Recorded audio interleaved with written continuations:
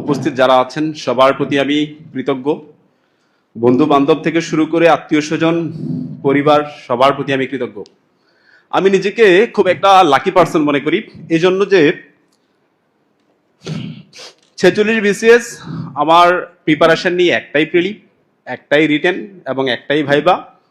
আমি এর পরবর্তীতে আর কোনো প্রিলি পাশ করি নাই এবং আমার প্রিলি পাশ করার কোনো ইচ্ছা দরকারও মনে পড়ে নাই, কারণ আমার কাছে এটা বিশ্বাস হইতো এবং এখানে আমার যে ফ্রেন্ডরা আমাকে কাছ থেকে জানতো তারা এটুকু বলতো যে মেহেদী যদি কোনো একবার কোনো দিক দিয়ে যদি প্রিলি পাস করতে পারে সে টপ করবে, মানে সে হয় ফরেন ক্যাডারে যাবে অথবা হচ্ছে অ্যাডমিন ক্যাডার পাবে। এটা হচ্ছে আমার ফ্রেন্ড সার্কেলে যারা ছিল তারা হচ্ছে এটা বিশ্বাস করতো, কিন্তু আমি এটা কখনো কাউকে সামনাসামনি কাউকে বুঝতে দিতাম না।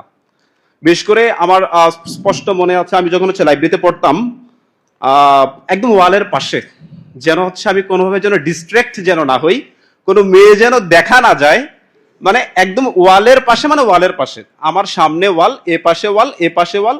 আমি যদি কোনো মেয়ে যদি দেখতেও যাই আমার ঘুরে উঠে গিয়ে দেখতে হবে, তার মানে আমি এমন একটা জায়গায় বসতে হবে আমি কোনোভাবে হচ্ছে আমার ডিস্ট্র্যাক্ট হওয়া যাবে না। এটা একদম আমি সত্যি কথা বললাম। আমরা চারজন ওয়ালের এক পাশে বসতাম, সত্যি কথা হচ্ছে আমরা চারজনই হচ্ছে চারজনের মধ্যে তিনজন ক্যাডার পাইছি এবং একজন হচ্ছে অলরেডি সিটি কর্পোরেশনে জব করতেছে। তো লাইব্রেরির ওই জায়গাটা হচ্ছে আমার বন্ধু মার্ক, এখানে দেখতে পাচ্ছি না, মার্ক হচ্ছে আমাকে এই কথাটা বলছে যে বন্ধু তোকে তো আমি চিনি, প্রিলি যেহেতু পাস করছোস তুই তো ক্যাডার হবি, তাইলে তুই লাইব্রেরির এই জায়গাটাতে বসবি। আমি বললাম ভালো কথা বলছোস। তারপর এই তো 43 বিসিএস চট্টগ্রামে এএসপি হিসেবে জয়েন করলো সালাউদ্দিন, আমার ডিপার্টমেন্টের ছোট ভাই। তো ও যখন মানে শুনলো যে ভাই প্রিলি পাস করছে, মানে ভাই বিসিএস দিচ্ছে, তখনও আমার বলছে ভাই আপনি এই জায়গাটাতে বসেন। আমি বললাম সবাই লাইব্রেরি এই জায়গাটাতে বসার কথা কেন বলে, পরে দেখলাম যে এই জায়গাটাতে যারা বসে অলমোস্ট তারা অ্যাডমিন অথবা পুলিশ অথবা ক্যাডার নিয়ে হচ্ছে বের হয়, তার মানে লাইব্রেরির এই জায়গাটাতে হচ্ছে বসা লাগবে। তো আমি সৃষ্টিকর্তার নিকট শুকরিয়া জ্ঞাপন করি আবারও। আমি আসলে কোনো ক্যাডার হওয়ার ইচ্ছা আমার ছিল না, আমি পরিবেশ কর্মী হতে চাইছিলাম, স্রেফ একজন পরিবেশ কর্মী। আমি চট্টগ্রাম বিশ্ববিদ্যালয়ের ভূগোল ও পরিবেশ বিদ্যা বিভাগে পড়াশোনা করেছি। ওই সময় পড়ার সময় আমি বিশ্ববিদ্যালয়ের national environmental awareness and restoration নামে পরিবেশ বিষয়ক একটা সংগঠন প্রতিষ্ঠা করি।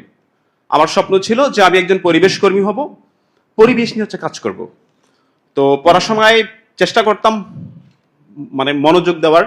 অনার্সে আমার 3.78 ছিল আর মাস্টার্সে 3.96, সিজিপি নিয়ে আমি ডিপার্টমেন্টে ফার্স্ট ক্লাস ফার্স্ট হই। তো ওই সময় আমি আসলে রিসার্চের সাথে হচ্ছে ইনভলভ ছিলাম, আমি বিসিএস এর সাথে ইনভলভ ছিলাম না।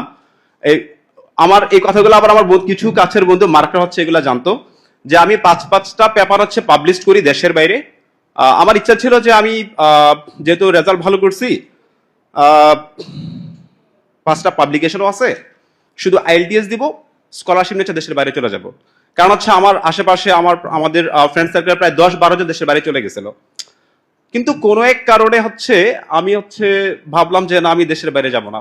কারণটা আমি আজকে বলি। আমি বিআইজিএম এ হচ্ছে 6th গ্রেডে রিসার্চার হিসেবে হচ্ছে ভাইবা দিতে যাই রিটার্ন পাস করার পর। তো ওইখানের ভাইবাটা হচ্ছে 2বার হয়।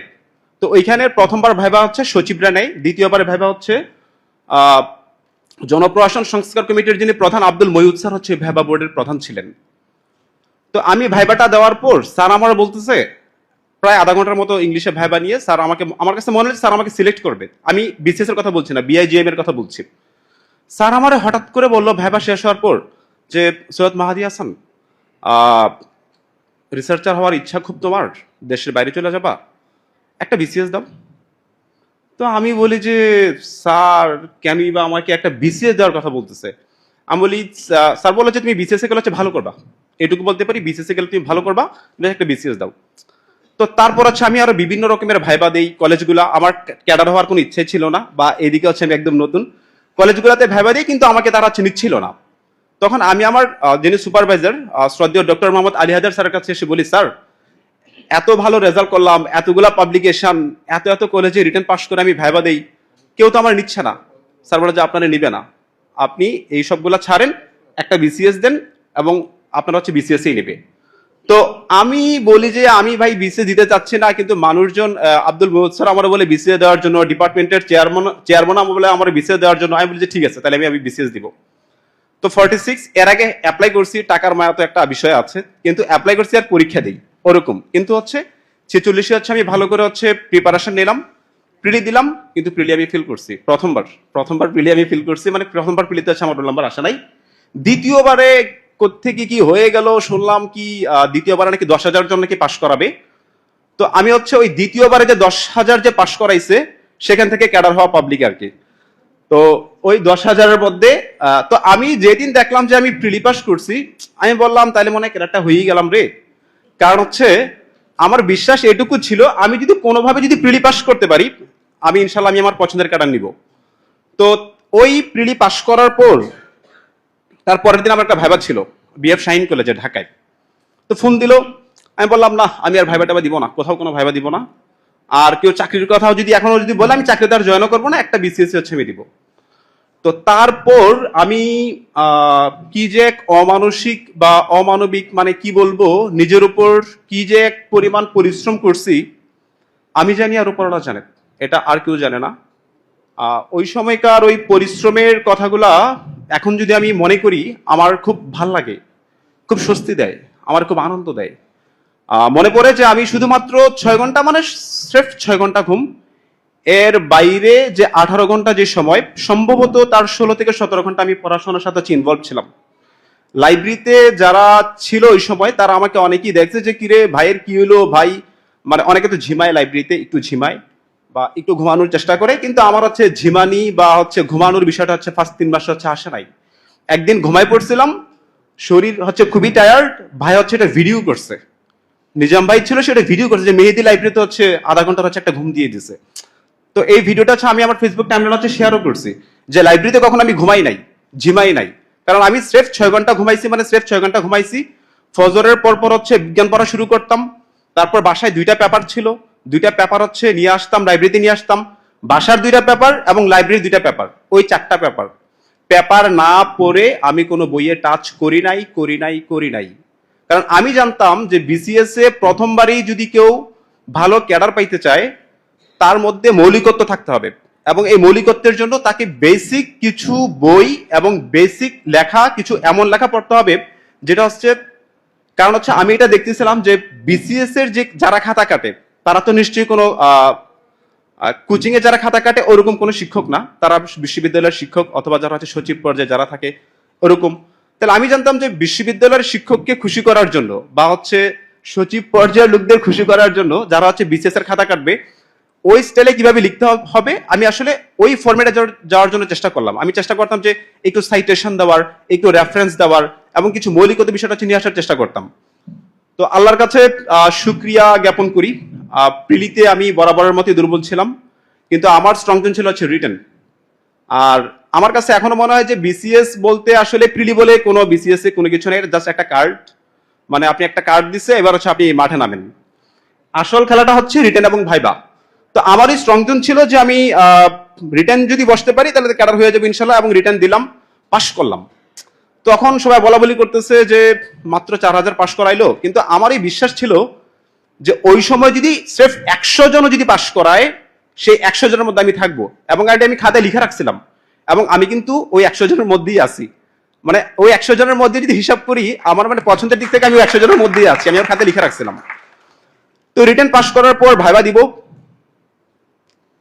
চয়েস লিস্টটা দেখলাম যে ভাইবা যেহেতু দিব, আমি তো অ্যাপ্লাই করছি ভুলে গেছি, একটু দেখি চয়েস লিস্টে কি আছে। দেখি যে ফার্স্টে তো দেখি যে ফরেন, আমি বলো তাহলে তো একটু ফরেন ক্যাডার হয়ে যাবো মনে হচ্ছে টাইপের।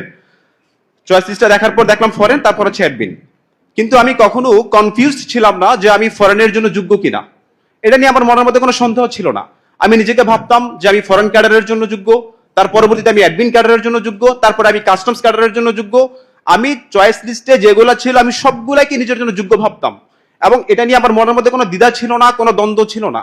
কিন্তু আমাকে খুব আশাহত করছে আমার কিছু কাছের ফ্রেন্ড, দেখলাম যে তারা ফরেন ক্যাডারে অ্যাপ্লাই করার পর কনফিউজড হয়ে গেছে ভাইবার আগে, এবং ওই কনফিউশন সে ভাইবার দিনও সে হচ্ছে ওই কনফিউশনের মধ্যেই ছিল যে কি ভুল করতেছি ফরেনে দিব না অ্যাডমিনে দিব না পুলিশে দিব। ভাই অ্যাপ্লাই যেহেতু করে ফেলছে, নিজের সিদ্ধান্তে হচ্ছে ডিটারমাইন থাকাটা আমি সবচেয়ে যুক্তিযুক্ত মনে করি। যে আমি ফরেন ক্যাডারে অ্যাপ্লাই করছি, আমি ফরেনের জন্য প্রিপারেশন নিব, ফরেনেই ভাইবা দিব এবং সে ফরেনের ভাইবাও দিছি। আমি আজকে এই কথাটা বলি, আমার মনের মধ্যে কোনো আক্ষেপ নাই, আমি অ্যাডমিন ক্যাডার পাইছি। ইংলিশ পরীক্ষার দিন খুব বৃষ্টি হচ্ছিল চিরাং শহরে, যারা 46-এ ইংলিশ পরীক্ষা দিচ্ছে সবাই জানে, খুব বৃষ্টি মানে খুব বৃষ্টি। তো আমার বাসা থেকে যখন যাচ্ছি আমি না খুব ভিজে গেছি, ভিজে গিয়ে আমি হচ্ছে একদম অবস্থা। তো কোনোভাবে আমার এডমিট কার্ডটা দেখা যাচ্ছে, কিন্তু এডমিট কার্ডের নামটা কোনো কিছু দেখা যাচ্ছে না, এডমিট কার্ডটা হচ্ছে ছিঁড়া, একদম ছিঁড়ে গেছে। স্যার বললো বরাবর 10টা বাজে, তাড়াতাড়ি করে ঢুকো। তো ঢুকলাম, আমার শরীর হচ্ছে একটু কাঁপতেছে, শার্টটা ভিজে গেছে অলরেডি। খাতাটা নিয়ে আমি একটু বলে ওয়াশরুমের দিকে গেলাম, শার্টটা একটু চিপলাম, যেহেতু শার্টটা ভিজে গেছে, তো শার্টটা একটু খুলে শার্টটা একটু চিপে তারপর শার্টটা পরছি। ভাবলাম 10-15 মিনিট চলে গেল, এখনো লেখা শুরু করলাম না।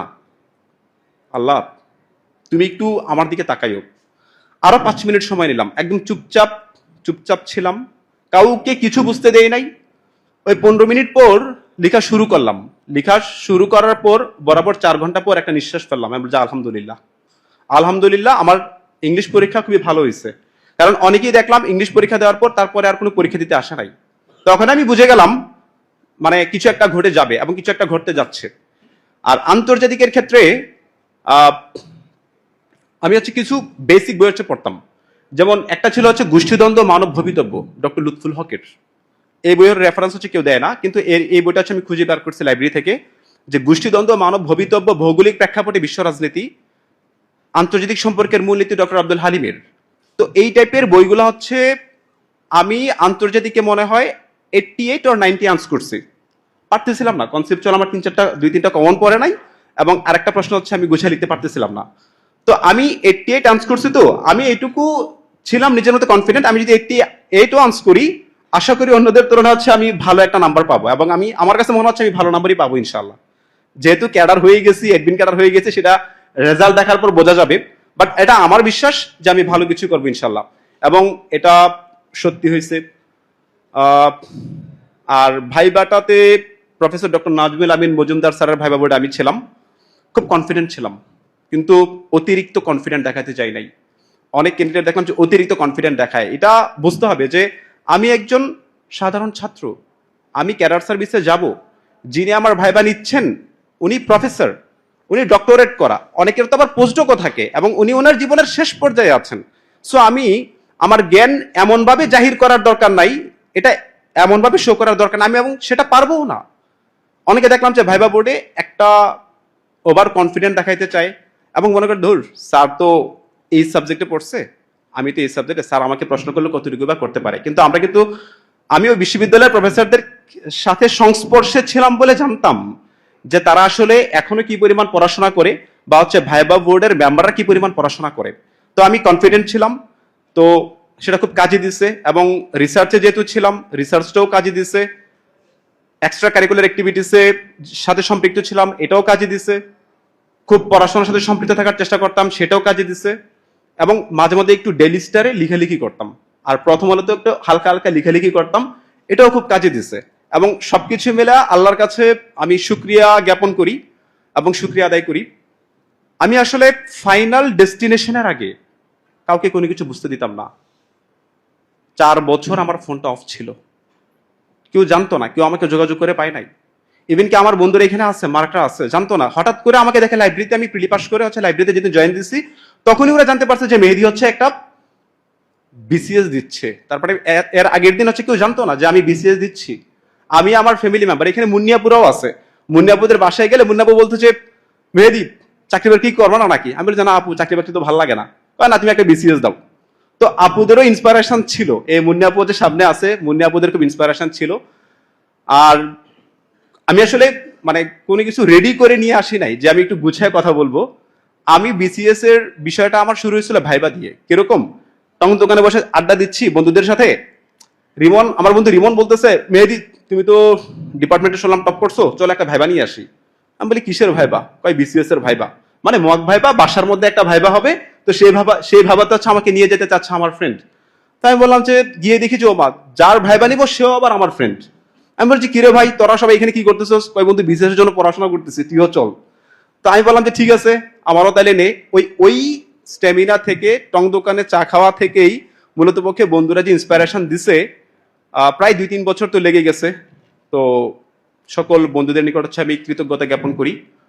আমার বাবা মার একটা বিশ্বাস ছিল যে এই ছেলেটা হচ্ছে লেগে আছে, সে হয়তো বা রিসার্চের সাথে লেগে আছে অথবা পড়াশোনার সাথে লেগে আছে, এই ছেলেটাকে আমরা ডিস্টার্ব না করি, তাকে হচ্ছে জব করো না কেন এই কথা বলে তাকে হচ্ছে ইরিটেট না করি, তাকে বিরক্ত না করি, তাকে হচ্ছে জ্বালাতন না করি। তো আমি আমার আব্বা আম্মার নিকট কৃতজ্ঞ, আমি আমার ভাইদের নিকট কৃতজ্ঞ। কোনোদিন আমাকে কেউ বলে নাই যে তুই চাকরি করতেছিস না কেন, বা পড়াশোনা শেষ করছিস, তুই চাকরি কি তোর হবে না, এই কথাটা আমাকে কোনোদিন বলে নাই। আমি যার কারণে আমার ফ্যামিলির নিকট হচ্ছে ফ্যামিলিকে ধন্যবাদ জানাই, কারণ হচ্ছে এই বিশ্বাসটা তাদের মধ্যে ছিল।